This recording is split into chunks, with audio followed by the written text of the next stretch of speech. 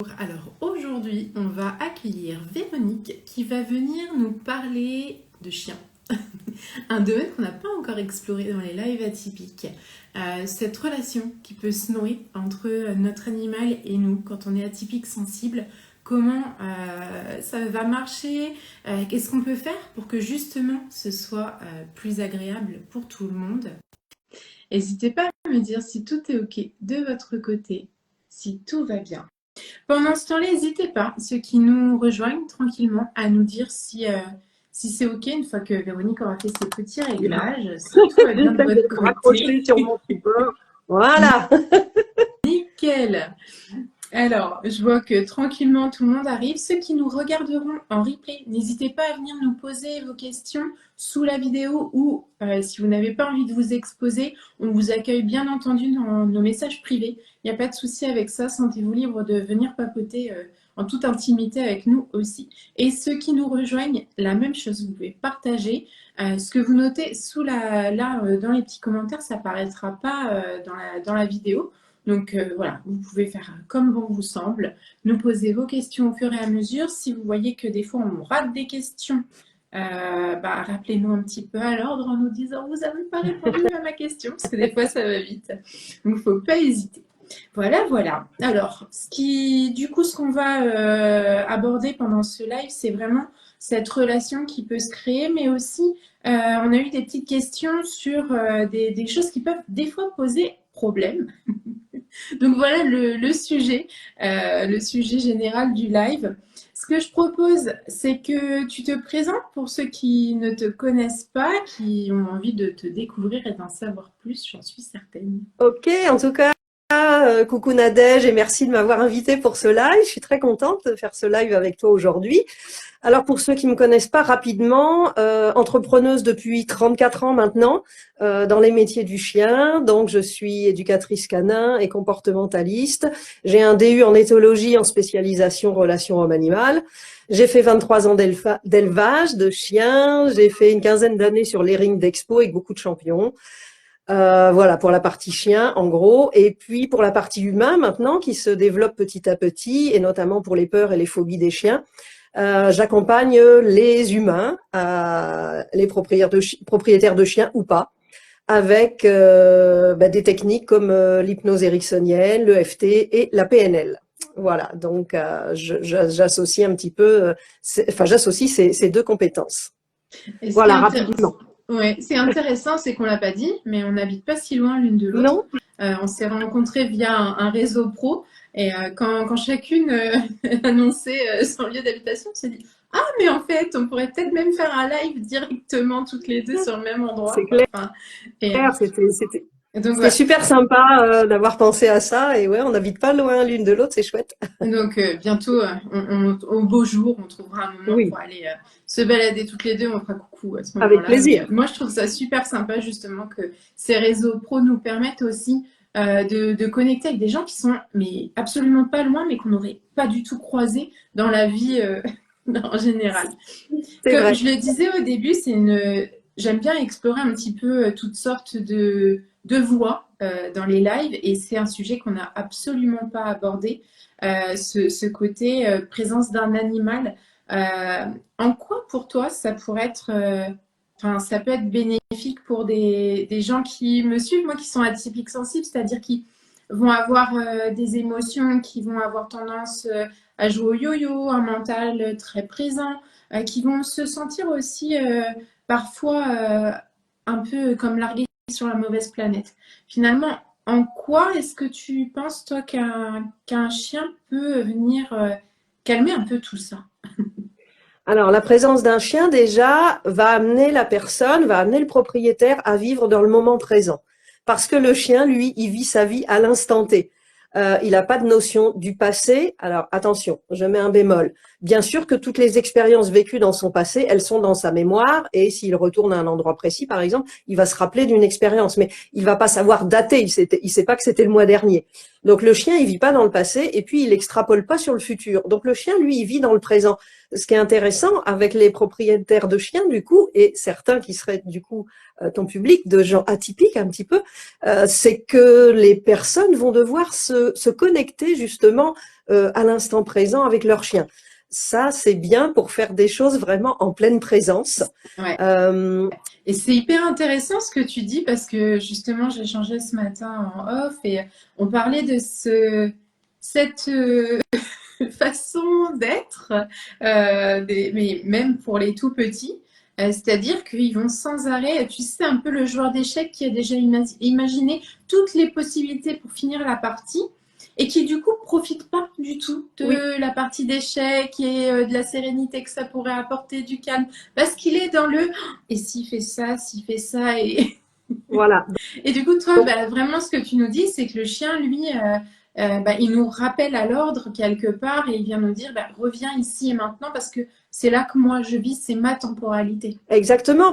Parce que je le vois avec certains propriétaires de chiens en cours où les personnes me disent ah ouais mais si je fais ça il va faire ça puis si je pars il va faire ça. Je dis oh non, on va revenir ici et maintenant parce que déjà au niveau de son cortex frontal préfrontal le chien il n'a pas la capacité intellectuelle d'extrapoler des stratégies de dire si elle s'en va je vais me venger, je vais faire ci, je vais me faire ça. Non, là c'est on va penser à ce qui se passe maintenant, là tout de suite, l'exercice qu'on est en train de faire, la pratique qu'on est en train de mettre en place, l'apprentissage qu'on est en train de mettre en place.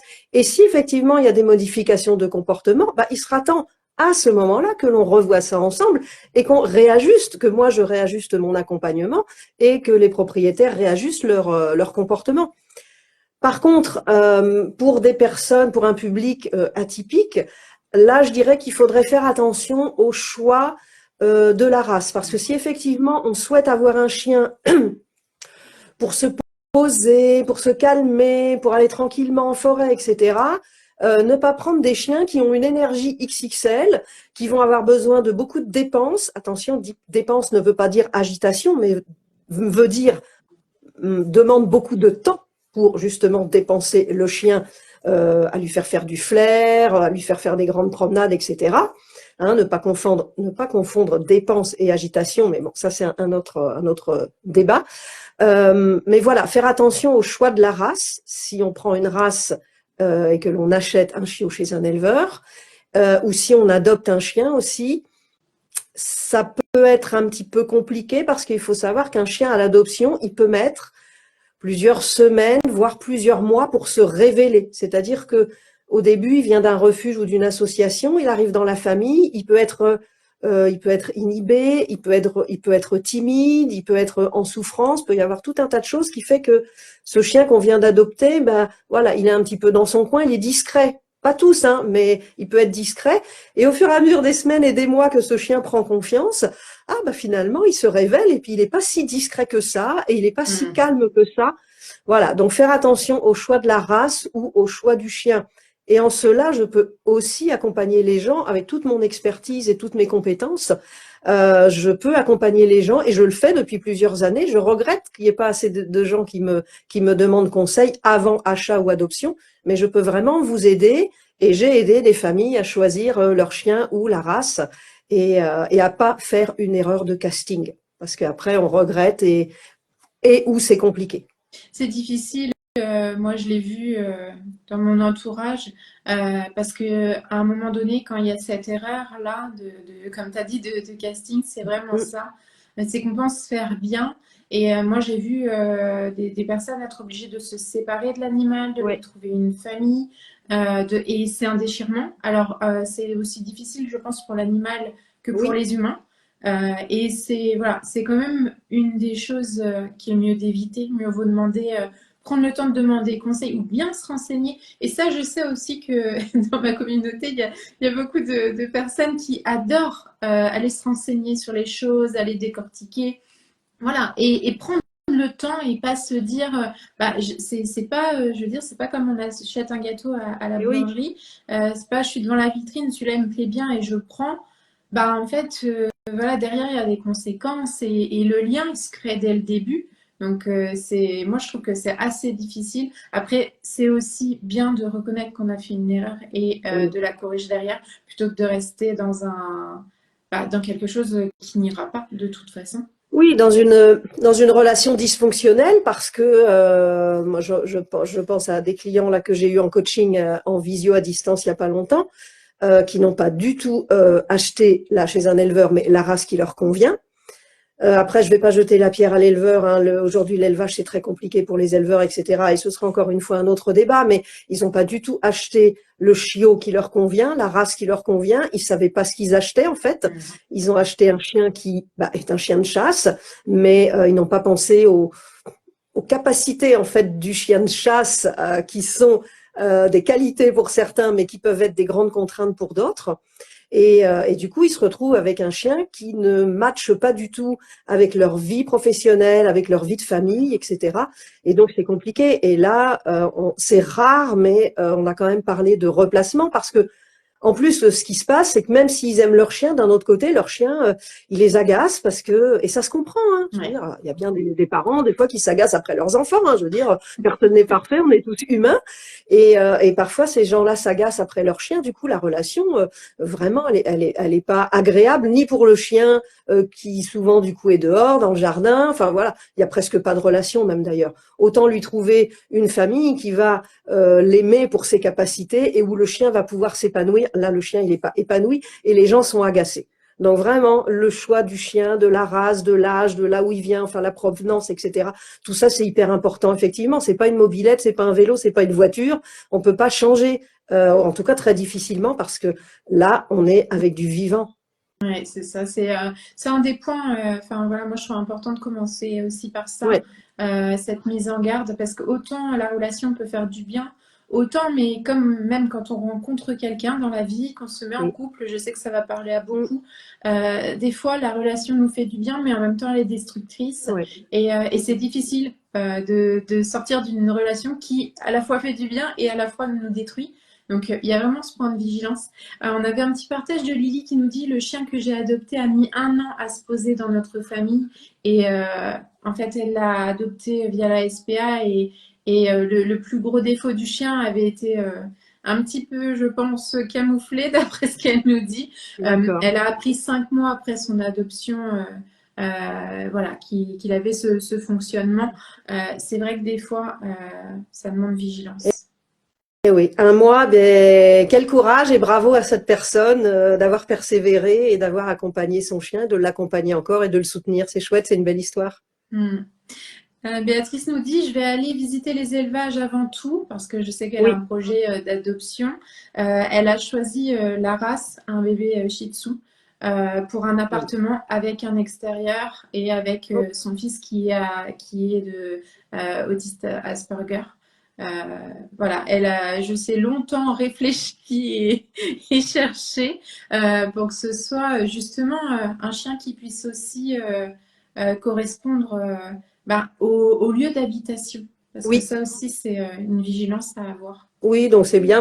Voilà, Shih Tzu, c'est une petite race très mignonne, très tranquille, de pas trop grande taille, donc pour l'appart, c'est pas mal. Il faut bien penser de toute façon que quand on achète ou qu'on adopte un chien, le critère principal, avant le lieu d'habitation, que ce soit appartement ou maison ou jardin, ça va être le temps qu'on peut lui accorder. Parce que si on est parti 9 heures par jour bosser et que le chien il est tout seul, franchement, je vous dirais, prenez pas de chien, quoi. Je veux dire, si c'est juste pour voir le week-end, bah dans ces cas-là, soyez bénévole dans un refuge et allez promener des chiens le week-end. Mais n'ayez pas un chien au quotidien avec vous si c'est juste pour le voir le soir et que lui, il s'ennuie 9 heures tout seul dans votre habitation. C'est vraiment pas cool pour le chien. Petit bémol sur le Shih Tzu, il va falloir prévoir un temps de toilettage et un budget toilettage, hein. C'est important pour cette race-là. Voilà. Ah oui, c'est vrai que c'est des petites boules de poils. Et oui. Donc ça, c'est à prendre en compte aussi dans le budget temps et dans le budget finance. Oui, parce qu'il y a aussi, c'est peut-être aussi un des points auxquels il faut faire attention, c'est qu'on prend un chien aussi en bonne santé, mais il est tout comme nous, il peut s'attraper des choses, il peut avoir des petits soucis de santé. C'est peut-être aussi des choses auxquelles il faut penser. Je sais pas ce que C'est toi. important, oui, oui, il faut avoir la capacité financière, surtout aujourd'hui avec tout ce qui augmente en termes de tarifs alimentaires, frais vétos, etc.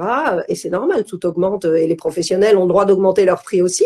C'est normal. L'éducation, s'il y a besoin, c'est aussi ça doit rentrer aussi dans le budget si on a besoin de faire éduquer son chien.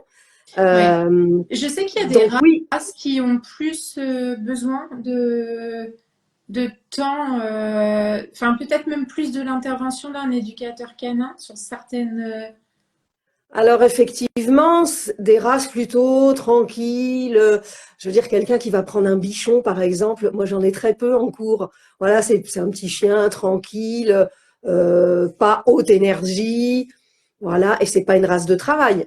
La personne qui a un malinois aujourd'hui, ouais, elle a plutôt intérêt à le faire éduquer. Et c'est Les intéressant races, parce qu'on en parle peu, je trouve. Enfin, quand on adopte un chien, on nous dit pas, attention, il y a des races qui vont peut-être avoir besoin de prendre un bon départ, d'être accompagné avec quelqu'un pour que le maître soit soutenu. Et ça, souvent, ça passe quand même à la trappe. non, la problématique dans le milieu du chien, c'est qu'on est multimétier. Et multimétiers qui sont pas forcément en corrélation les uns les autres. Si je fais un rapprochement avec les voitures, je sais c'est pas du vivant, mais c'est pour qu'on comprenne bien.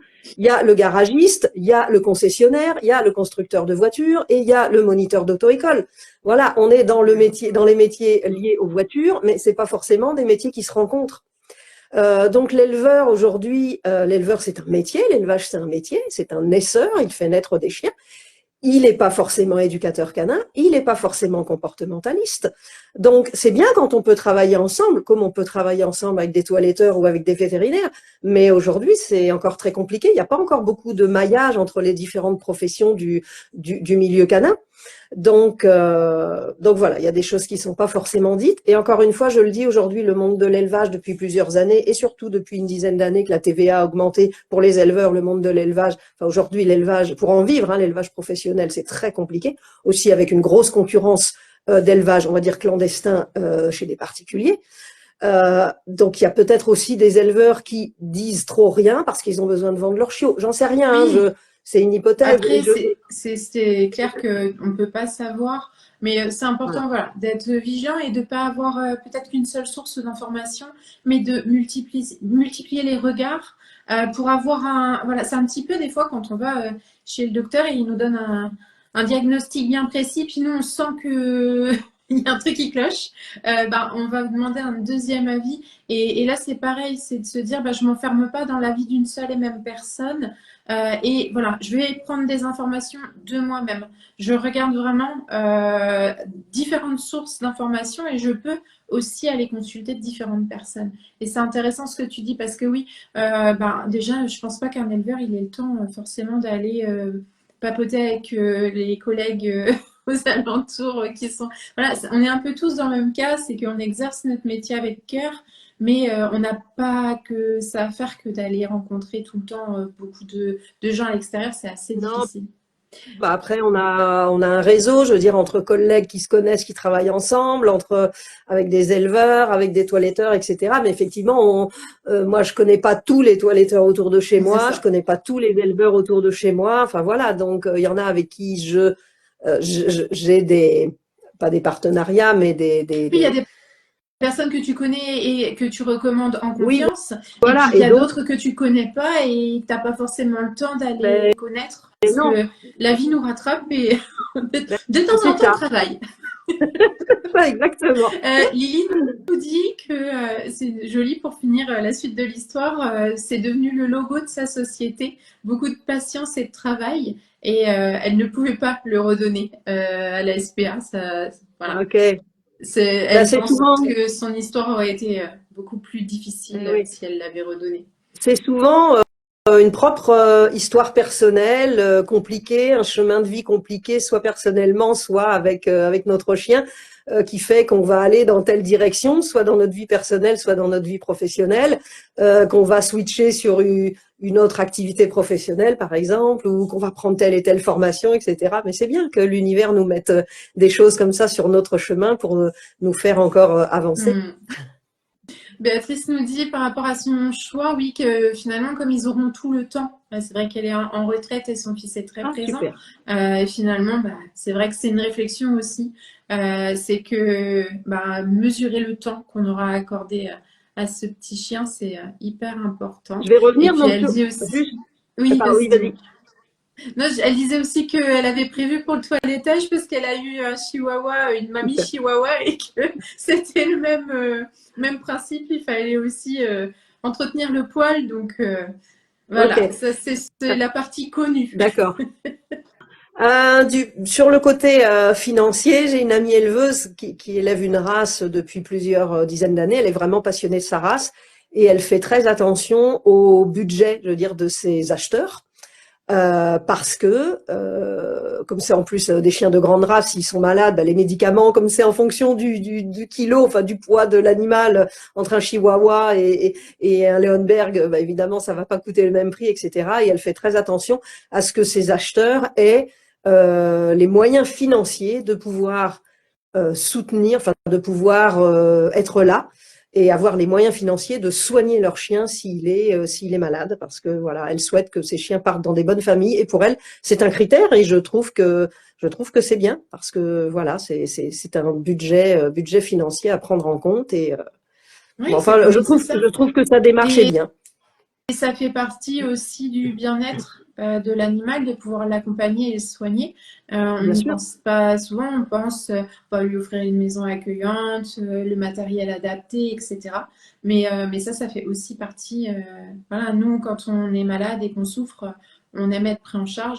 Et c'est pareil, on ne peut pas. Parce que le budget, ça va très très vite en fait. Il faut faire attention. Euh, Est-ce qu'il y a d'autres points de vigilance que tu avais envie de partager et qu'on n'a pas abordés?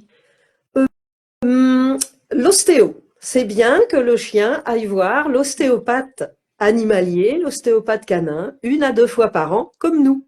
Et ça, c'est quelque chose dont les propriétaires de chiens pensent pas Ouais, souvent. Mais le chien qui joue, qui court, etc., bah, il bouge, et son corps bouge, et ils ont des ouais. blocages, comme nous. Donc, Et c'est allez voir intéressant. Moi, j'aurais pas pensé. Enfin, c'est franchement, vrai. moi, j'habite à la campagne. Pour te dire, le chien, il vit sa vie, hein. Nous, là, on n'en a plus. Mon mari en avait un, mais j'en ai toujours eu chez mes parents. Chien de chasse, etc. En clair, ils vivent dans la nature, ils vivent leur meilleure vie à la forêt juste à côté, tout va bien. Pour des chiens de chasse, c'est quand même le Hein, top du tout à top. fait. Mais c'est vrai que moi, c'est un truc que je connais absolument pas. Nous, enfin, là où on est, si je dis à mon voisin d'emmener son chien chez l'ostéo, il va me regarder avec des yeux, mais Et oui, malheureusement, alors qu'aujourd'hui, l'ostéopathie, que je ne fais pas, hein, parce que je ne suis pas ostéopathe, le massage canin que je fais, tout ça, c'est des soins bien-être, c'est des soins prévention santé même, je veux dire, identiques aux soins qu'on pourrait se faire pour nous. Je crois qu'aujourd'hui, pour les bébés, l'ostéopathie humaine, je crois qu'elle a évolué. Pour les bébés, il me semble, hein, qu'après la naissance, il y a des séances spéciales post-naissance, des séances d'ostéopathie pour les bébés post-naissance, parce que la naissance d'un bébé, elle est quand même ouais. compliquée. Et donc aujourd'hui, ça se fait aussi. Mais moi, j'ai eu mes deux enfants avec 10 ans d'écart. Pour ma fille, j'ai jamais entendu parler de ça, hein. Et Enfin, oui, et mon fils, c'est une des premières choses qu'on m'a dites, même à la maternité. Si vous sentez qu'au niveau, il y a des pleurs qui paraissent un petit peu différents, un peu plaintifs, qu'il y a des positions qui lui conviennent pas, ben justement, ce truc de ben, la naissance, c'est comme un saut dans le vide un peu et il y a, tout est bousculé. Bon, tout est malléable un peu chez le bébé, mais en même temps, tout n'est pas censé enfin, tout se replace pas et forcément oui, idéalement. Et c'est vrai que moi, on me l'avait dit pour moi, parce que pour la maman, oui, c'est pareil. oui, Ce qui oui, devrait se faire ne se fait pas mais oui. toujours. Et finalement, c'est vrai qu'on n'y pense pas, mais le chien, il a aussi une activité sportive intense, bien souvent, mis à part les papis et mamies chiens. Ah, les papis et mamies chiens, ils ont besoin d'ostéo aussi, c'est important, hein, Mais pour oui, du garder. coup, mais pas pour c'est pour Non, le vieillage. mais ils ont besoin de massage aussi, surtout, hein, sur les chiens seniors, c'est hyper important, le massage, parce que bah justement, un chien senior qui va moins bouger, c'est important qu'on le mobilise, qu'on mobilise son corps, qu'on mobilise ses muscles, qu'on mobilise ses articulations. Et ça, c'est un domaine où je peux aussi accompagner les propriétaires Ouais. de chiens. Élise nous partage parce qu'elle elle a adopté un chien et elle dit que ce qu'on partage pas assez et on s'en rend pas compte quand on adopte un chien, c'est la charge mentale. la charge mentale qui va avec, qui est énorme. Et en fait, voilà, elle s'en est aperçue après, après, une fois qu'il était là. Pour elle, c'est une énorme responsabilité. Après, il y a ce côté où elle n'a jamais été aussi comblée parce qu'elle reçoit énormément d'amour de son chien, mais elle ne s'attendait pas à une charge mentale aussi énorme et à l'anxiété que ça peut amener aussi. Ah oui, moi qui suis maman, je trouve qu'avoir un chien, c'est comme avoir un enfant. Je veux dire, on va un petit peu s'inquiéter toute la vie de notre chien, toute sa vie à lui. On fait attention, enfin, on le choisit, on l'aime, on le soigne, on partage des activités. C'est ce qui crée du lien aussi, hein, le partage des activités. Et puis, on peut aussi avoir peur pour lui, qu'il lui arrive quelque chose. Et puis, comment je m'organise pour les vacances? Est-ce que je l'emmène? Est-ce que je le mets dans une chouette pension, etc. Je veux dire, oui, oui, la charge mentale, évidemment, elle est là parce que on va s'occuper, encore une fois, d'un être vivant qui partage notre vie, qui est notre compagnon de vie. Et oui, Ouais. il y a une balance hein, entre le bonheur que ça nous apporte, l'amour qu'on lui donne et qu'il nous donne, mais aussi tout ce qu'il y a à gérer à côté. Et alors, quand des propriétaires de chiens ont des chiens peureux ou des chiens réactifs, là, c'est encore plus compliqué parce que les promenades peuvent être compliquées dans la rue. C'est plus compliqué que d'avoir… tiens, coucou Véronique. C'est encore plus compliqué que d'avoir un chien, je veux dire lambda, un chien hyper cool, qui passe partout, qui est à l'aise. Quand on a un chien qui a des problèmes, donc il est en souffrance, hein, c'est pas un mauvais chien, c'est pas un chien mal éduqué, c'est un chien qui est en souffrance, dont on doit s'occuper. Mais du coup, les promenades peuvent être plus compliquées. Mm. Le regard des autres aussi sur ce type de chien. Quand on a un chien réactif et qu'on croise quelqu'un dans la rue et que le chien réactif aboie sur l'autre chien, tout de suite, on va avoir le regard de la personne en face. Ah, bah dis donc, il pourrait tenir son chien. Hein. Ah, bah dis donc, il pourrait éduquer son chien. En fait, être en souffrance, ça n'a rien à voir avec l'éducation. L'éducation, c'est quelque chose de très technique. La technique de l'éducation, c'est marcher en laisse sans tirer, c'est attendre au bord du trottoir avant de traverser, c'est ça l'éducation. Alors que le chien qui est peureux ou réactif, on est sur un domaine comportemental et émotionnel, ça relève du comportementaliste et ça relève aussi de l'accompagnement du système, c'est-à-dire de la famille. Et ça n'a rien à voir avec le fait d'être bien éduqué ou mal éduqué. Si on fait le rapprochement avec les enfants, c'est C'est souvent ce que j'allais les… dire, ça me rappelle ça, Mais oui, vraiment. l'exemple que je donne, c'est vous avez un enfant qui fait pipi au lit parce il a 8 ans, il fait pipi au lit parce qu'il y a une dysfonction dans la famille, par exemple, et que ben voilà, ça, il est stressé, il est mal à l'aise, etc. Ça lui occasionne des troubles. À côté de ça, il est premier de la classe. Quel est le Ouais. rapport? Et on pourrait lui donner des cours de soutien en maths, ça va pas l'empêcher de faire pipi à la maison. Je veux dire, quel est le rapport? Voilà, il n'y a pas de rapport. Donc, un chien qui est en souffrance, qu'il soit éduqué ou pas, c'est-à-dire qu'il sache s'asseoir ou se coucher sur commande ou pas tirer sur la laisse, c'est pas ça qui va faire qu'il va être moins peureux, qu'il va être moins stressé ou qu'il va être moins réactif. Là, on va s'occuper de trouver les causes qui amènent ces comportements souffrants et je vais travailler avec la famille pour essayer d'améliorer la situation. Ouais, et c'est hyper important ce que tu dis, parce que Élise justement nous partageait aussi qu'il y a des gens qui n'accordent pas de temps à l'éducation des chiens, qui voilà, les sortent juste, et puis c'est vrai qu'elle s'est retrouvée avec un chien qui a attaqué le sien, et pour le sien ça a été un traumatisme comme pour elle. Évidemment, Et c'est vrai que c'est difficile aussi parce que la charge mentale s'ajoute. oui, Une fois qu'il y a eu une attaque, on a peur quand on sort, bien sûr. forcément. Euh, c'est vrai que c'est des choses qui sont aussi des possibilités de travail. Euh, voilà, il y a tout comme nous quand on a subi quelque chose d'émotionnellement très compliqué, un traumatisme, on Oui, va aller voir le psy. Pour le chien, il y a aussi un travail à faire. bien sûr. Mais là, il y a aussi malheureusement la grande irresponsabilité des gens qui ont des chiens hors contrôle, des chiens qui sont lâchés et qui n'ont pas de rappel. Et si encore tous les chiens lâchés sans rappel étaient tous sympas, c'est loin d'être le cas. C'est pour ça qu'il y a souvent des accidents. Et ces dernières années, c'est de pire en pire. J'ai pas d'explication, je ne sais pas pourquoi. C'est juste un constat, et c'est un constat chez moi, et c'est un constat aussi chez beaucoup de mes collègues. Mais ça devient de plus en plus pénible de promener son chien parce que on a peur de se faire attaquer par un chien libre qui est hors contrôle. Et ça, c'est pas normal. Je veux dire, le chien qui est réactif ou le chien qui a pas de rappel, je veux dire, les gens ont tout à fait le droit de le promener, c'est pas ça le souci. Mais non de bleu, mettez une longe. C'est ça. Mettez Mais oui, une longe. Voilà, c'est pas compliqué. mais Ah bah oui, mais il me tire. Il me tire. Bah, mettez une longe et faites-vous accompagner pour le fait qu'il tire. Mais ne lâchez pas sur l'espace public un chien qui n'a pas de rappel ou un chien qui est réactif. Je veux dire, c'est problématique pour la personne qui reçoit le chien sur son chien ou une personne, je dirais même sans chien aussi, et qui a peur des chiens. Parce qu'il y a ouais. ça aussi Mais oui, on n'a dans la vie de tous pas les tous le jours. même vécu.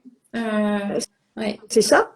Donc, il y a des gens qui ont peur des chiens et qui n'ont pas envie de voir arriver sur eux en promenade un chien qui est détaché, qui va venir les sentir. Donc, messieurs, mesdames, respectez tout le monde, respectez l'espace public, attachez votre chien dans les croisements, travaillez le rappel, faites-vous accompagner et si vous n'avez pas envie, tenez au moins votre chien en longe. Mais il faut arrêter d'envahir les autres avec des chiens libres. C'est Enfin, ça, c'est mon et point de vue. Hein. ça c'est hyper important, je trouve. Mais tu sais, moi je l'ai vécu avec mon fils au parc où bah, des enfants qui sont pas éduqués, bah, ils arrivent, il y en a un qui est en train de monter au toboggan, ils attrapent et ils le jettent par terre parce qu'ils veulent passer. Oh mon Hein, Dieu!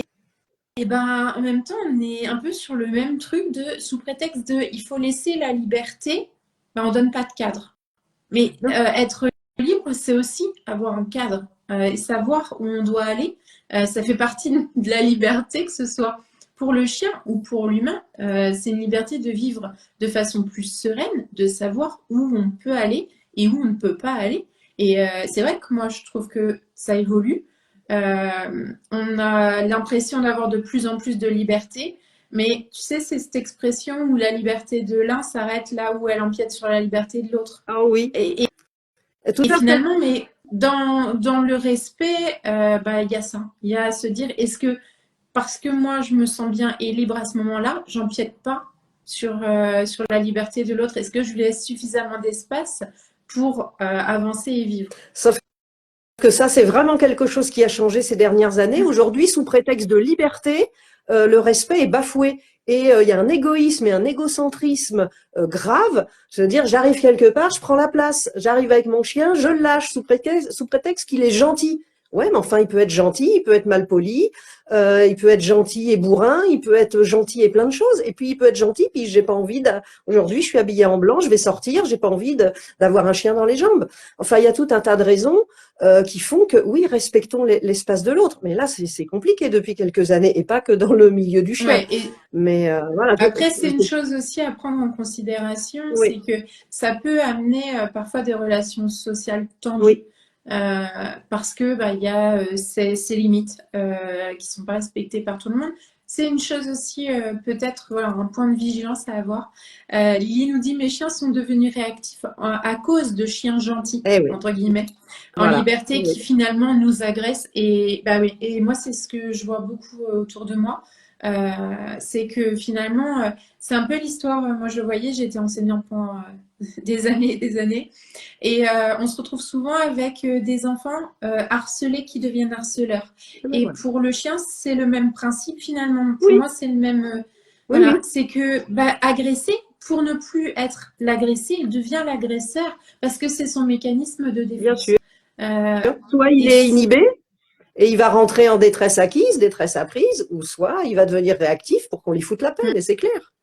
mm, Et et l'autre jour, tu vois, pour reparler un petit peu, pour recentrer sur ton public, l'autre jour, je faisais un petit réel, je sais plus, sur un chien lâché, je crois aussi. Encore une expérience pas terrible. Et une des personnes qui me suit me met un petit commentaire en disant, j'ai pris un chien pour être zen, pour être tranquille, pour aller me promener. Et elle me dit, bah, au contraire, ça me crée du stress parce que à cause de ça aujourd'hui. Et elle est super déçue. Alors, elle n'est pas déçue de son chien, bien sûr, on est d'accord, mais elle est déçue de la situation et elle s'attendait pas à ça du tout. Alors qu'elle le prenait pour aller se balader zen, justement, pour se recentrer, etc. Et c'est pas du tout ce qu'elle vit dans la ville où elle habite. Alors, je dis c'est- pas que c'est comme ça partout, hein. non, mais c'est aussi, c'est ça, c'est l'environnement. Moi, je sais que chez moi, il y a, allez, si je croise deux personnes c'est bien. Il n'y a personne, tu touches avec des vaches. Oui, Donc voilà, ça ça, dépend. tu vois, ça va, je vais avoir moins de stress, d'anxiété si je prends un animal, du fait que je vais peut-être croiser, dans une balade d'1 heure, on va croiser une fois un chien. Ouais, ouais, ouais. Bon. Et par contre, si on habite en ville et que voilà, on a un chien qui va être du coup un peu réactif ou quoi, ça va être beaucoup plus difficile parce qu'on va croiser beaucoup plus de monde. Donc c'est vraiment aussi un lien avec le lieu Avec où on est. l'environnement. Et c'est assez marrant ce que tu partages parce que du coup, Élise nous disait attention, je crois pas qu'avoir un chien soit indiqué forcément pour l'anxiété avec un petit emoji, tu sais, qui sue. Parce que en fait, ça dépend aussi de là où de notre lieu de vie, de la possibilité ou non d'éviter de croiser. Enfin, c'est pareil, tu vois, moi la forêt, elle est juste à côté. Je vais dans la forêt, je croise absolument personne. C'est Voilà, voilà. voilà. Donc ça va. Et c'est ça, c'est quel est notre espace de vie et comment on peut, pour nous, avoir un espace qui convienne, mais pour l'animal aussi. Bien sûr, bien sûr. Je dirais que ça va jouer pour moi sur deux choses. Ça peut être aussi la taille du chien. Pourquoi? Parce que moi, j'ai une petite chienne maintenant. Alors, j'ai eu beaucoup de chiens hein, depuis 36 ou 38 ans que j'ai des chiens. J'en ai eu beaucoup, mais aujourd'hui, mes dernières années, c'était du petit chien. Aujourd'hui, Echo, que tout le monde voit en photo sur mes réseaux sociaux. Ma petite mamie Echo, elle fait 4,7 kg. Je veux dire, s'il y a un gros chien qui arrive en face, je la prends dans les bras, bien évidemment. Comme on prendrait un enfant dans les bras pour le rassurer, pour le protéger. Bien sûr que je vais prendre ma chienne dans les bras. Alors, il y a encore des légendes qui courent sur ce point-là en disant ah, faut pas prendre un chien dans les bras parce qu'il va devenir réactif, etc. Mais à quel moment tu laisses ton petit chien de 5 kilos face à un gros labrador super gentil de 40 kilos, mais qui va me la bousculer? Elle a 15 ans et demi aussi. Ouais, c'est Donc, ça ça. peut être ça aussi. Ça peut être aussi se dire où est-ce que j'habite, c'est-à-dire quel est mon environnement, et peut-être quelle est la taille de chien que je vais prendre. Voilà, parce que dans les croisements, si effectivement je peux prendre mon chien dans les bras, traverser la route, la rue et passer mon chemin, voilà, ça peut être aussi une solution de réfléchir à quelle taille de chien je Mm. prends par rapport aussi à mon lieu de vie Mais et tu au sais, croisement potentiel. j'avais un chat, mais du coup, je me rends compte que mon chat était plus gros que ton chien. Et c'est ça aussi, c'est que bah, moi, j'ai refusé de prendre en vacances le chien de ma sœur qui voulait partir. Pas parce que je n'aimais pas son chien, au contraire, mais parce que je me suis dit, mon chat, il va penser que c'est un lièvre, il va euh, il va en faire de la pâtée, quoi. Parce que moi, j'avais ici, nous, les chats, ils sont énormes. C'est des croisés avec des chats sauvages. D'accord. Bah, c'est aussi ça, je me dis, bah, je pourrais pas prendre un tout petit chien. Si ça me venait à l'idée d'adopter, j'aurais trop peur pour lui. Tout simplement parce que c'est pas possible, quoi. Ok. Enfin, et c'est ça, Mais voilà. c'est une réflexion. Et moi, je l'ai eu cette réflexion en disant, mais à ma sœur, mais non, mais en fait, j'ai peur pour ton chien. Il va pas pouvoir sortir dehors, c'est pas possible. Attention, attention aux chats sauvages. Bah, et ouais, en fait, on n'y pense pas forcément, quoi. Ah oui, mais c'est aussi effectivement, tu as raison, un critère à prendre en compte. Quels animaux j'ai déjà chez moi et est-ce que c'est compatible ou pas? Oui, ben oui, c'est ça. Euh, je lis un petit peu vos commentaires. N'hésitez pas. Élise, une vache, sinon, oui. Moi, je dis on peut adopter une vache. Mais je sais que c'est pas forcément facile pour aller s'en occuper. Et puis Euh, tu avais des questions oui, aussi qui avaient été envoyées avant, non? je lis juste pour voir si j'ai tout récupéré. Et Béatrice nous dit que oui, le fait de pouvoir prendre le chien petit dans les bras, surtout quand il y a des croisements avec des gros chiens, ça a quand même sauvé sa chienne plusieurs fois de contacts qui n'étaient pas tellement voulus. Mais oui. Mais bon, il y avait ce côté où elle était craintive du coup du fait d'être un petit chien et de Et oui, croiser ces gros chiens-là. et dans l'histoire des fameux chiens gentils, je suis désolée, mais d'expérience, les gens ne pensent pas à la différence de gabarit. Sous prétexte que leur chien, il est gentil, eh bien, ils peuvent le laisser aller sur tous les chiens. Non. Je veux dire, entre un chien qui fait 5, 10 kilos et un chien qui fait 40 ou 50 kilos, non, c'est pas la même chose. Euh, Ce serait comme dire, j'ai un enfant, voilà, j'ai un petit enfant de 4-5 ans, puis je vais le laisser jouer avec une équipe de rugbyman. Bah, ils sont gentils, les rugbyman, ok, mais ils font 120 kilos, quoi. Enfin, ou 100 kilos, je veux pas les froisser, hein, j'en sais rien, mais ils sont tous hyper C'est les baraqués. muscles. C'est 120 Voilà. kilos de muscles. Donc, voilà. Donc, ils sont certainement super sympas, super mignons, les rugbyman, mais je veux dire, c'est pas le même gabarit entre un enfant de 5 ans et une équipe de rugbyman. Donc, là aussi, c'est la même chose. Faire attention à la différence de gabarit. Donc, gentil, ça n'excuse pas tout et ça ne permet pas tout. J'insiste vraiment là-dessus. Mais c'est vrai que c'est moi je le vois parce que enfin quand avec mon fils on croise un chien, le réflexe du maître c'est dire tu peux le caresser, il est gentil. Et moi je dis à mon fils ben non en fait. Le chien il te connaît pas. Pourquoi tu viendrais le toucher? Je dis toi quelqu'un que tu croises que tu connais pas, est-ce que tu as envie qu'il te touche? Ben oui, et Ben oui, oui, non. oui.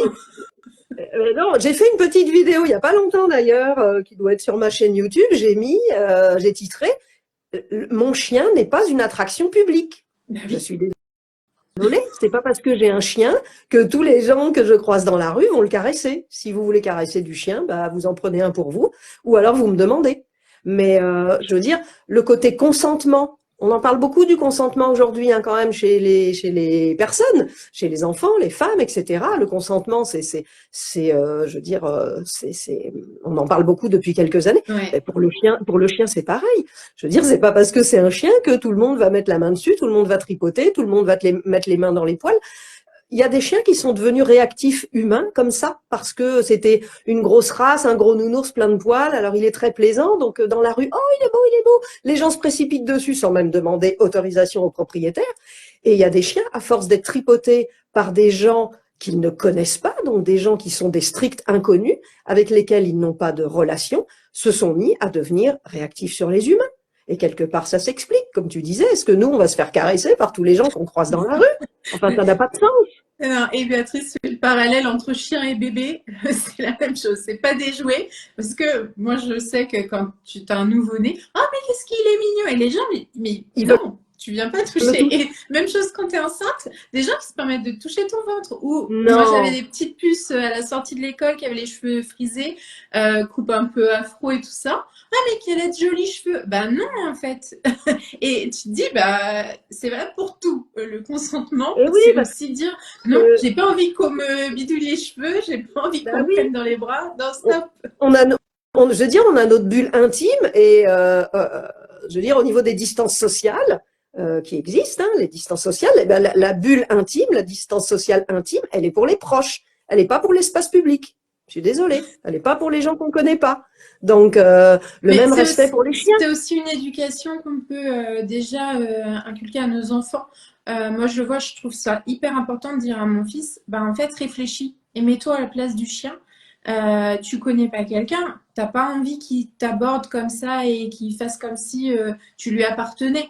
Et c'est ça, c'est peut-être aussi dans l'éducation qu'on peut donner aux enfants autour de nous, de commencer à changer ça.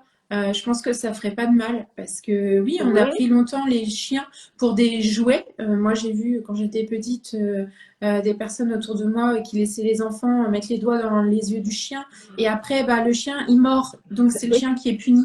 Ben oui. non, en fait, Ben on non. met pas, personne ne met les doigts dans les yeux de personne. C'est Et sûr qu'il y a une voilà. réaction. Et ta vidéo aussi tout à l'heure que je regardais, j'ai vu passer où tu montrais par rapport l'exemple de mettre les doigts dans la gamelle du chien parce que il va être moins réactif. Ben non, en fait, personne met les doigts dans notre Ben assiette non. et ça, tu m'as fait beaucoup rire, quoi. Euh, mais en même Ah temps, ben c'est moi, tellement vrai, ne pas faire aux animaux ce qu'on ne ferait pas, ce exactement. qu'on n'aimerait pas qu'on nous fasse à nous. Il faut les respecter. Ben, je vais en faire rire certains qui nous regardent. Là, moi, j'adore la pizza, tout le monde le sait. Ben, viens toucher à ma pizza, tu vas voir si je vais pas grogner. Je suis désolée, quoi. Non, ça se respecte. Et, euh, et Mais voilà. non, mais Alors, tu du vois, coup, j'ai oui, adoré tes petites vidéos parce que c'est vrai que c'est des situations qu'on rencontre tellement souvent. Et il y a une illustratrice que je suis qui fait des vidéos où justement elle met des adultes à la place des ah enfants pour oui, expliquer le consentement et voir à quel point les situations sont ridicules. Mais on pourrait faire un livre où justement on met un humain à la place du chien. complètement. Ouais. Bah, c'est improbable. Des fois, ce qu'on leur fait subir, c'est C'est improbable. c'est prévu. Il y a des choses qui sont prévues, mais j'attends qu'il fasse un peu plus beau, qu'on puisse filmer dehors. Hâte de voir Du ça. coup, ouais. Du coup, tout à l'heure, tu me disais par rapport aux questions, si tu Attends, veux. juste, je voulais Vas-y. dire un petit bémol par rapport à ce qu'on vient de dire. Le chien c'est quand même l'animal qui, pour moi, est le moins respecté. Alors, je le dis à l'univers, merci de ne pas me réincarner en chien, s'il te plaît. Parce que les chats, les gens vont faire attention aux chats. Tout le monde fait attention aux chats. Parce que le chat, s'il s'agace, il va sortir 20 aiguilles. Les chevaux, en général, les gens le savent, ça mord, ça, les gens le savent un peu moins, mais ça botte. Donc, ils vont pas se mettre derrière, ils vont pas aller faire suer un cheval parce qu'ils ont peur de se prendre un coup de sabot. Ça, la plupart du temps, les gens le savent. Par contre, le chien, lui, il faut qu'il supporte tout. Faut qu'il supporte qu'on lui retire ses jouets, faut qu'il supporte qu'on lui retire sa gamelle et qu'il ferme sa bouche, faut qu'il supporte d'être caressé par des gens inconnus, etc., etc. Non, ça ne va pas.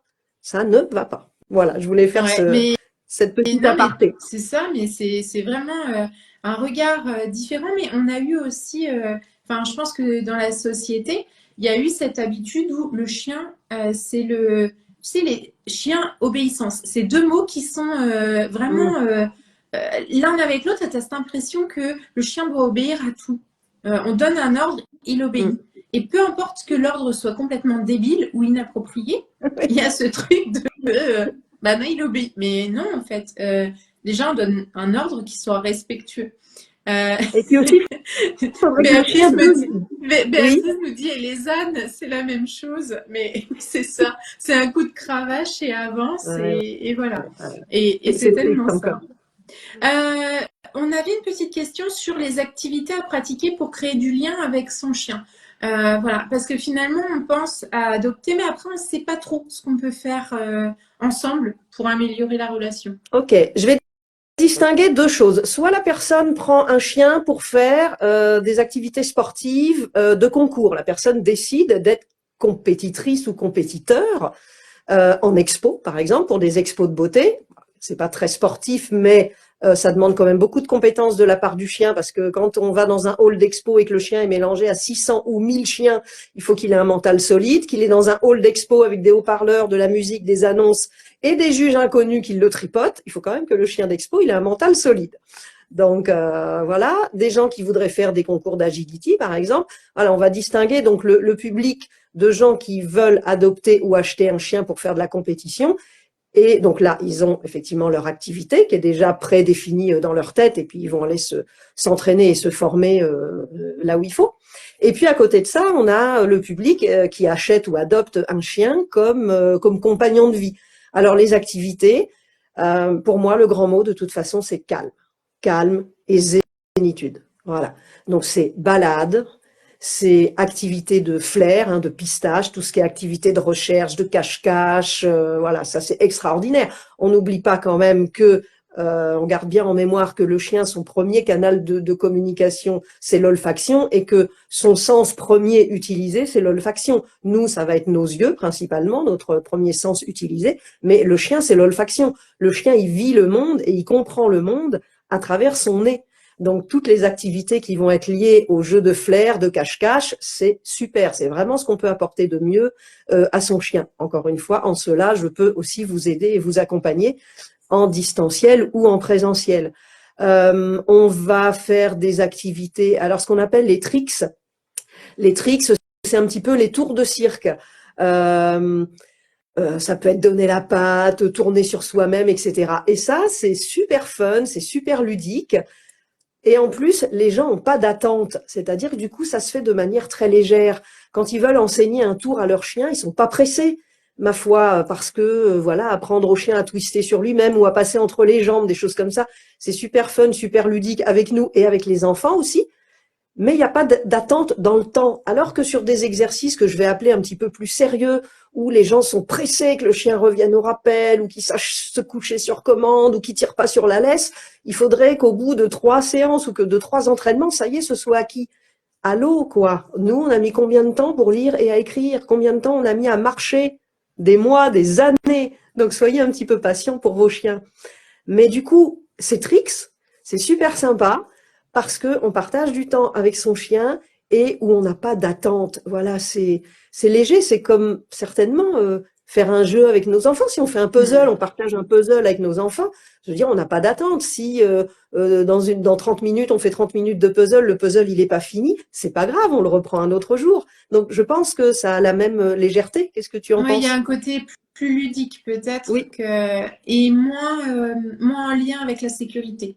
Parce que on a toujours ce truc il y a l'apprentissage de la propreté, mais l'apprentissage de la propreté, ça ne le met pas en danger. Alors que le oui, rappel, il y a quand même ce côté, voilà, on a peur. Donc dans la peur, il y a l'urgence. bien sûr. Forcément, quand on a l'urgence, on n'a plus le côté fun et ludique.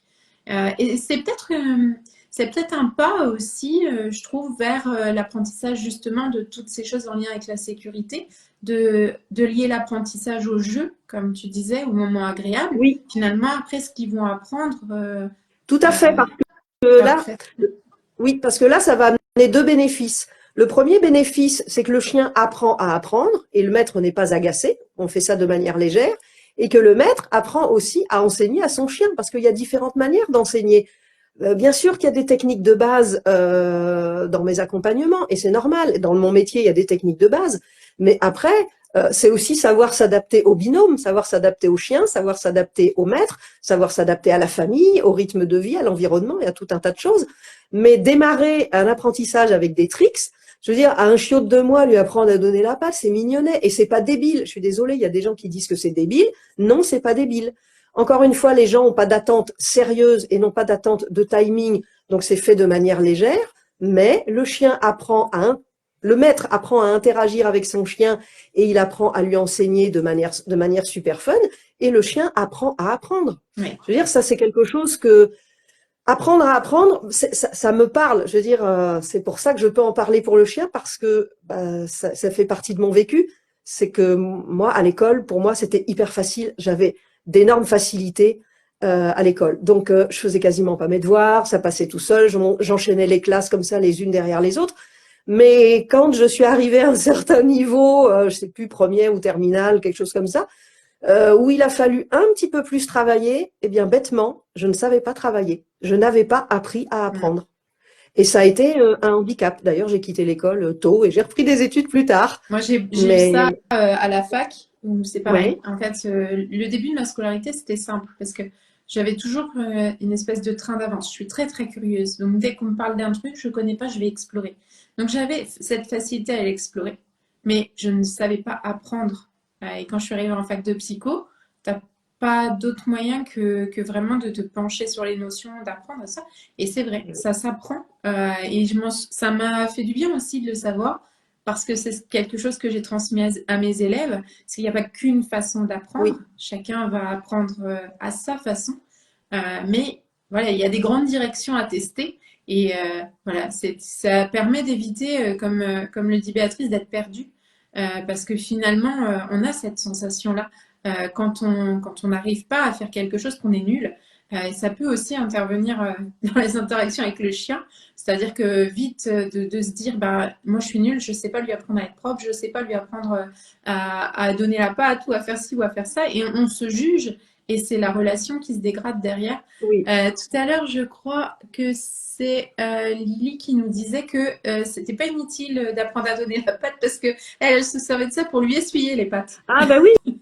Après, ça va aider pour essuyer les pattes, ça va aider pour couper les griffes, ça va aider pour plein de C'est choses. ça. Et puis tout ce qui est tricks ou medical training, c'est-à-dire habituation aux soins coopératifs, ben, on peut faire ça aussi de manière ludique dès qu'on a notre chiot et qu'il a 2 mois. Voilà, se laisser toucher les pattes, se laisser lisser les oreilles, des choses comme ça.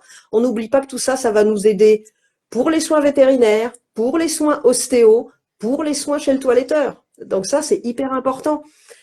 On le voit Dans les beaucoup, activités, ça, ce que tu partages dans les refuges. Moi, je le vois, nous, on a des refuges par ici pour les animaux sauvages. En fait, il y en a qui pourront jamais réintégrer la vie en toute sauvages, liberté parce qu'ils sont trop abîmés. Et c'est justement les soigneurs nous expliquaient que ils leur apprennent justement alors des fois même pour les oiseaux à se laisser manipuler l'aile parce que il y a des soins à apporter pour les pattes et c'est super intéressant parce qu'on se rend compte que bah, naturellement, on ne se dit pas qu'on va prendre un animal à faire des gestes en lien avec le soin. Mais ça facilite beaucoup et ça évite de les endormir à tout va et de Oui, se retrouver. ça évite de les endormir, ça évite de les contraindre chez le vétérinaire, d'être obligé d'être à trois assis sur un chien pour lui couper les griffes, enfin, ou autre soin. Ça évite vraiment la contention, parce que la contention, elle crée une mauvaise expérience et on va rentrer dans un cercle vicieux. Plus le chien il est contenu chez le véto, moins il a envie d'y aller, etc., Mm. etc. C'est quand même, c'est hyper important. Je vois Et que le dans temps les, file. Euh, ok, moi tu j'ai voulais pas ajouter un d'impératif truc? de temps, hein. Ok. On avait une Attends, autre je voulais question. juste Oui, terminer sur vas-y. les activités à partager avec son chien. Bien sûr, les promenades, bien évidemment. Les promenades avec un harnais et une grande longe tant qu'on n'a pas de rappel. Et on fait attention à l'âge de son chien. Si on a un chiot, on va pas faire des promenades d'1 heure. Parce que là, on est dans de l'activité, on n'est pas dans de l'activité libre, on est dans de l'activité imposée quand on marche avec son chien. Le chiot dans le jardin, s'il veut passer l'après-midi dans le jardin et faire des roulés-boulés, creuser, sniffer l'herbe, s'arrêter, regarder les oiseaux, se reposer, etc. Il fait ce qu'il veut dans le jardin. C'est de l'activité non imposée. Par contre, quand on est en promenade avec le chien, on est sur de l'activité imposée, puisque nous, on a décidé de marcher sur tel circuit ou pendant tant de temps. Et ça, c'est important de faire attention à la grille qui dit que on va faire attention à ne pas dépasser les 5 minutes par mois d'âge. C'est-à-dire, si j'ai un chiot de 5 mois, 5 fois 5, 25 minutes de marche imposée par jour. Si j'ai un chiot de 6 mois, 6 fois 5, 30, 7 mois, 7 fois 5, 35, etc. On fait attention à ça. Parce que malheureusement, je vois trop de chiots de 6, 7 mois qui font déjà des balades d'1 heure et demie. Non, non, faites attention au squelette de votre chien. Je veux dire, il n'a pas un corps pour faire des balades d'1 heure et demie. Il faut faire attention, la croissance, elle est longue chez un chien, surtout chez les races moyennes et les grandes races et races géantes. Donc, il faut y faire attention. Voilà. Mais c'est hyper intéressant. Je passe à la question suivante, j'y Oui, vais du coup. vas-y, vas-y. Il y avait une question. On dit souvent que nos animaux ressentent nos émotions. Est-ce que c'est vrai? Oui, ça a été prouvé maintenant que les animaux ont de l'empathie. Alors, pas que les chiens, il y a aussi les singes et d'autres animaux. Après, je suis pas experte dans les autres animaux, mais oui, oui, on sait très bien que les chiens, on le dit, sont des vraies éponges à émotions. C'est pour ça il y en a qui viennent nous rassurer quand on n'est pas bien. Mais aussi, si on est agacé, le chien, il prend aussi l'agacement et il sait pas forcément pourquoi. Il n'est pas forcément capable de faire le lien. Donc, faire attention aussi à notre état émotionnel qui pourrait impacter aussi notre chien, et il va pas savoir pourquoi, il peut se mettre dans un coin ou avoir des comportements indésirables. Bon, de toute façon, c'est jamais bon hein, de s'agacer de manière générale pour nous. On va essayer de rester C'est dans des ça. vibrations positives.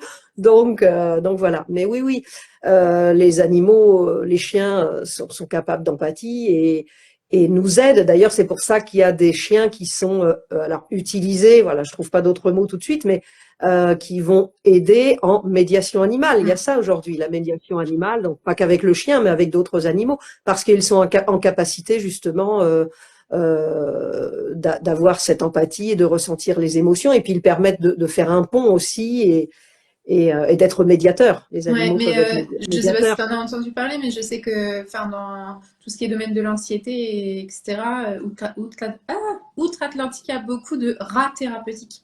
Ah Des non, rats mais qui sont éduqués justement pour venir d'accord. apaiser. Ah, ok. Et enfin voilà, c'est des choses, je pense, qui se jouent aussi avec les chiens qui sont parfois utilisés dans des cas de handicap, etc., pour guider. C'est voilà, c'est des chiens qui vont être éduqués aussi à être là à visée thérapeutique autant qu'à visée d'aide physique, quoi. Enfin, parce qu'il y a Alors, les deux. tout à Euh, fait. Avant d'être éduqués, ils vont aussi être sélectionnés parce qu'encore une fois, il n'y oui. a pas que l'éducation. On n'oublie pas que le mot éducation veut dire technique, hein. Mm, mm. Mais avant ça, il y a aussi une sélection parce que tous les chiens ne sont pas capables d'être des chiens Mm, mm. d'assistance parce que faut, je veux dire, faut supporter d'être avec des gens inconnus régulièrement, de se faire toucher par des gens inconnus. Donc, il y a des chiens avec qui ça va très bien se passer. Il y a même des chiens qui adorent hein, aller en EHPAD, etc. Et puis, il y en a d'autres avec qui ce sera pas possible. Ouais. C'est On a comme une nous, hein, on est plus ou moins à l'aise en société ou plus ou moins tactile ou je veux dire là c'est On a une pareil. Donc il y a école une sélection. qui justement éduque des chiens guides d'aveugles juste pas très loin de chez nous. Donc quand il y a les portes ouvertes, c'est vrai qu'on aime beaucoup aller voir un peu l'évolution et c'est ce Mhm. que on peut être famille d'accueil pour ces Ah oui, chiens, oui. mais c'est vrai que c'est des chiens qui vont aider et qui sont, enfin on les change de famille de façon assez régulière. Donc les gens nous expliquaient que il y a des races où il y a vraiment une famille et ils n'arrivent pas à changer de famille. C'est très très compliqué pour eux. D'accord, Après, ils sont très anxieux et tout ça. Et ils disaient qu'il y avait des races où ça les dérangeait pas d'être, c'est un peu ballotté de famille en famille, d'accord, mais toujours d'accord. dans la même optique d'être un chien d'assistance, quoi. Donc, Eh ouais, faut une sacrée résilience hein, quand même de oui. la part du chien pour supporter Ah ben, ça. c'est Hein. ce qu'on disait. Nous, si on nous changeait de famille tous les 2, 3 ans, on serait pas les Bah, fiers, quoi. et voilà, suffit de voir effectivement les enfants qui sont en foyer Ouais, ou en famille d'accueil, c'est très compliqué. ouais, c'est ça. On t'a posé aussi la question d'un chiot, comment faire quand il est un peu tout fou, qu'est-ce qu'on peut faire avec lui qu'il n'écoute pas vraiment, je sais pas si tu as un petit Si, exercice au si, alors je me début à souviens, faire. ouais, j'avais noté la question que tu m'avais envoyée et je vais la relire parce que les mots étaient importants. C'était comment canaliser un chiot qui n'écoute pas vraiment. Et là, il y avait deux mots. Le mot canaliser et le mot n'écoute pas. Je l'ai laissé tel quel Donc, parce que je m'étais dit mais j'aime que bien. c'était des choses qu'on entendait souvent, Voilà. qui revenaient souvent. Alors, canaliser, bah déjà, encore une fois, le choix de la race. Je veux dire, si j'ai pas le temps, que je suis pas sportif, que j'aime pas trop aller dehors, bah je vais pas prendre un Malinois, je vais pas prendre un berger australien, je vais pas prendre un border collie, voilà, des chiens de travail ou un setter irlandais ou quoi, des chiens de travail qui demandent qu'on soit très présent, qu'on les fasse beaucoup travailler, qu'on s'occupe beaucoup d'eux. Et je vais pas prendre cette race-là parce qu'elle me plaît physiquement en disant c'est pas grave, avec l'éducation, je vais tout résoudre et je vais demander à l'éducateur de canaliser mon chien. Non. Si j'ai pris une race qui a une énergie XXL et qui a des origines de travail qui fait que ce chien, il a besoin d'exploiter ses compétences, je vais pas pouvoir le canaliser. On est d'accord. Donc, encore une fois, on revient au choix de la race et je choisis une race qui est beaucoup plus en adéquation avec ma vie et ce que j'ai envie de partager avec mon chien et ce que je peux proposer en termes d'émotion et en termes de temps.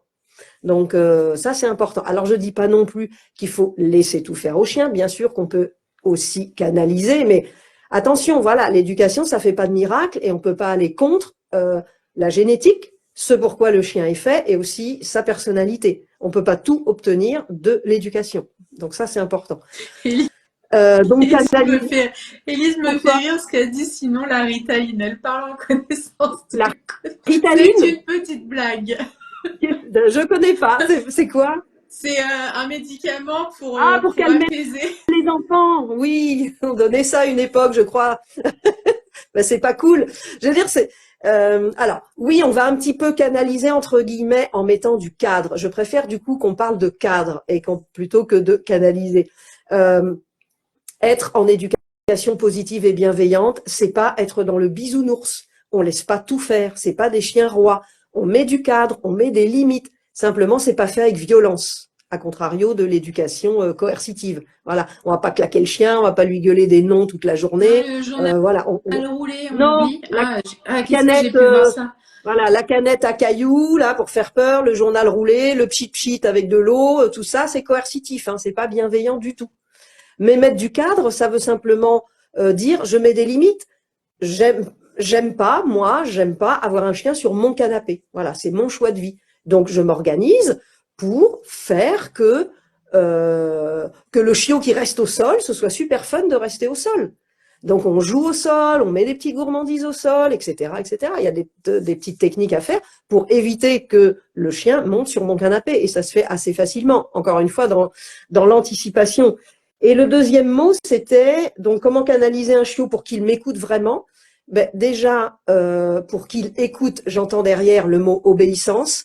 Il faut déjà lui enseigner. Alors là, je vais faire lire Véro, là, ma copine Véro, si elle est encore là sur le live.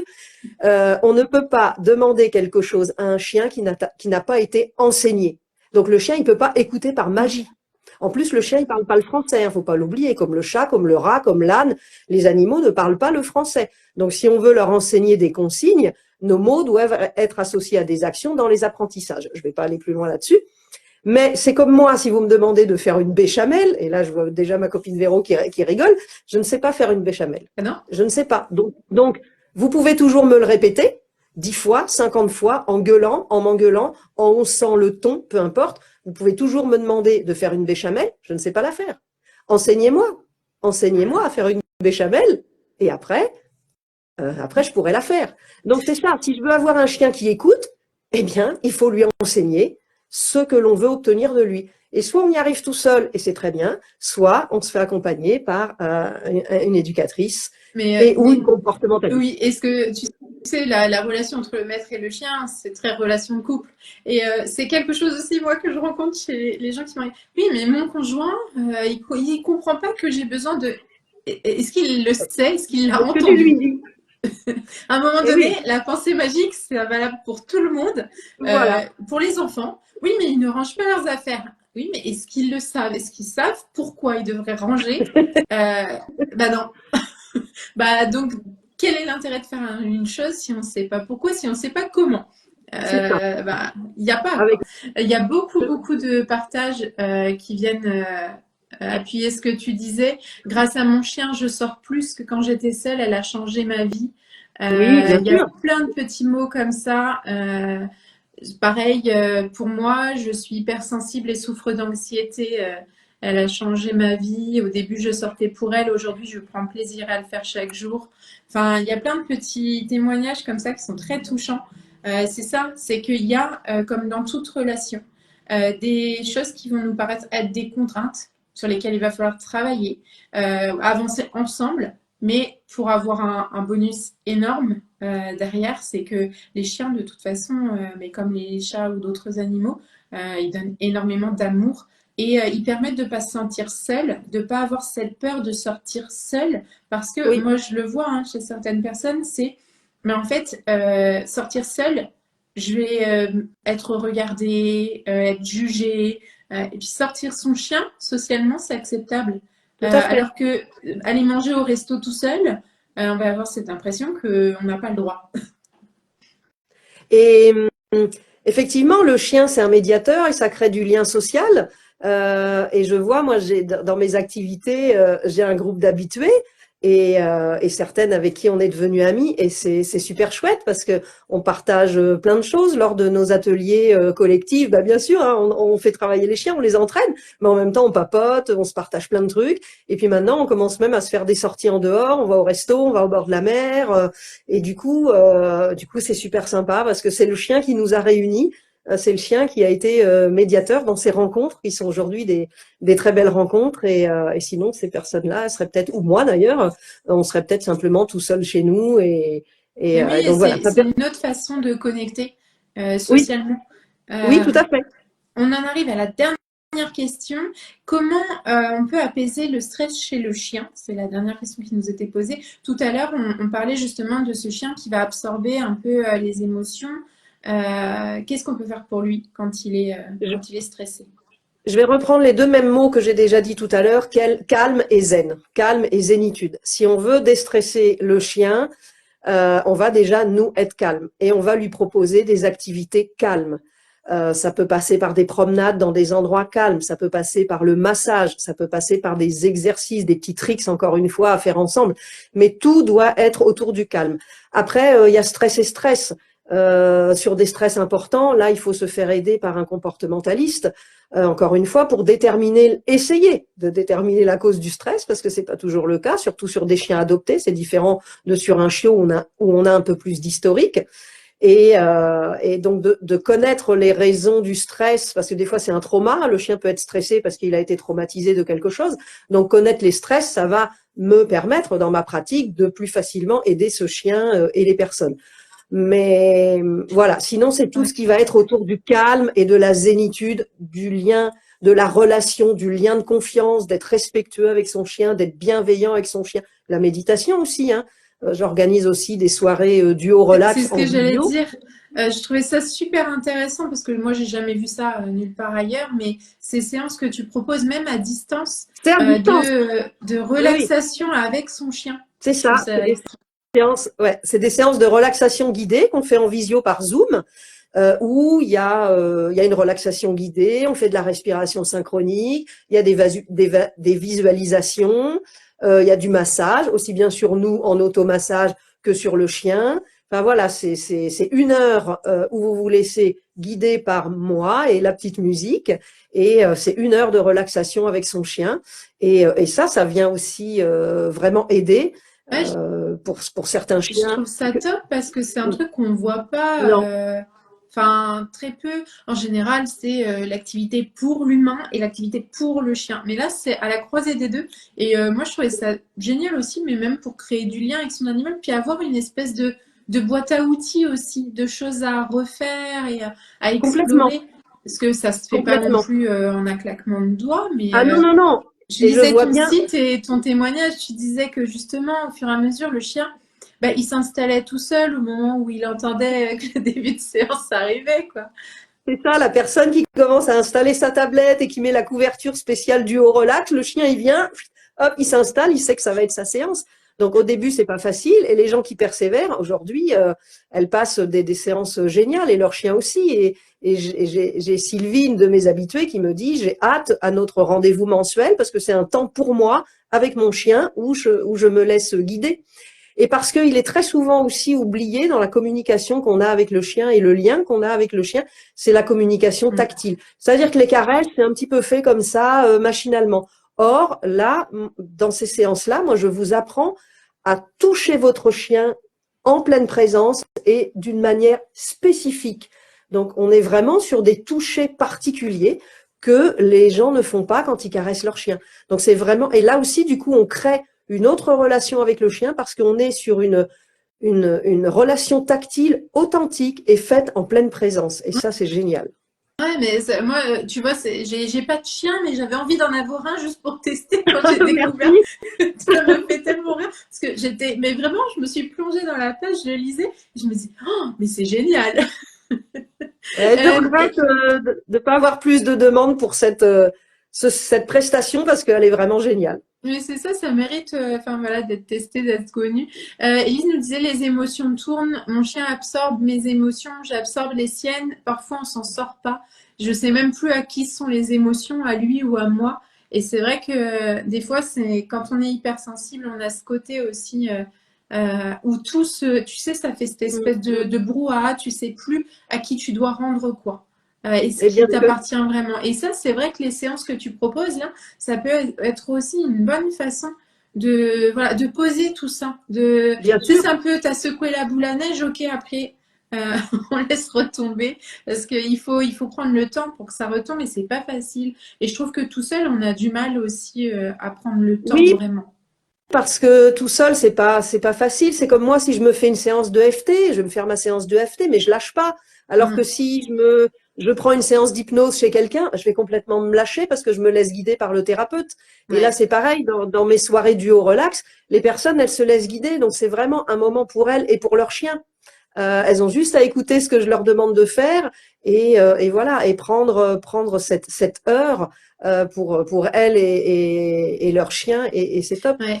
Donc, si les personnes veulent retrouver les infos, c'est sur mon Oui, site, donc il faut pas hésiter autourduchien.fr. même à me demander Mm. directement le lien et puis je l'enverrai. Mais sinon, en allant sur ton profil, on retrouve le lien de ton site Ouais, et dans la directement. rubrique Ouais. bien-être, c'est dans la rubrique bien-être. Euh, Béatrice demandait un chien qui a vécu un trauma comme une attaque. Est-il nécessaire de consulter ensuite au moins une fois? Élise lui a répondu oui, Oui, avec un grand oui. mais une fois, c'est peut-être pas C'est ça. suffisant, mais déjà au moins C'est une ce que- fois pour démarrer, pour faire une anamnèse, pour faire un bilan, et voir après Ouais. ce qu'on peut proposer, bien Et sûr. puis Elise appuyait sur un point important, c'est aussi voir s'il change de comportement, si s'il y a un changement chez l'animal, que ce soit avec les humains ou avec les autres chiens. Je pense qu'il est important aussi d'aller consulter un professionnel. Bien Euh, sûr, En général, tout changement traduit de toute oui. façon le traumatisme. Et j'ai souvent le cas, tu vois, sur des chiens qui vieillissent, où la personne va me dire ah, bah tiens, il faisait ça, alors qu'avant, il le faisait pas, etc. Et je pose la question, quel âge a votre chien? Ah, bah, il a 12 ans.